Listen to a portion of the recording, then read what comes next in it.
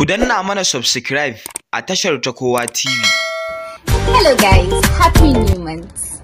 It is the month of Valentine. It is the month of love, sharing and all. I remember yesterday, Fatima, my friend, in celebration of Valentine, she sent me a party jollof and some chocolates, teddies and all. But that party jollof is the most special one. You know why? Because it's not just an ordinary jollof rice. It is made with my Ajinomoto 20 naira sashi. Yep, you heard me right. Ah, God, I have to keep some in the fridge because it is too sweet for me to just, you know.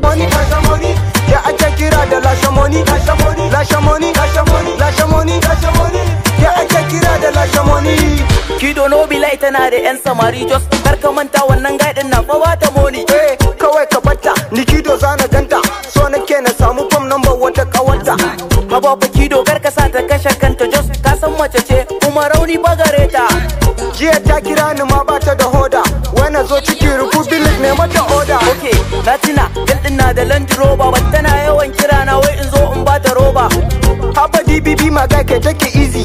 Karka manta wannan yarinyar na da easy. Kido na sani but ina da magani ni kawai ina ganin zan gudu ma in bar gari. Eh, haba DBB ma guy ka bugi kirji. So mu je na raka kan mu nuna ba mutunci amana. Lasha money, lasha money, lasha money, lasha money. Ya ake kira da lasha money, lasha money, lasha money, lasha money, lasha money.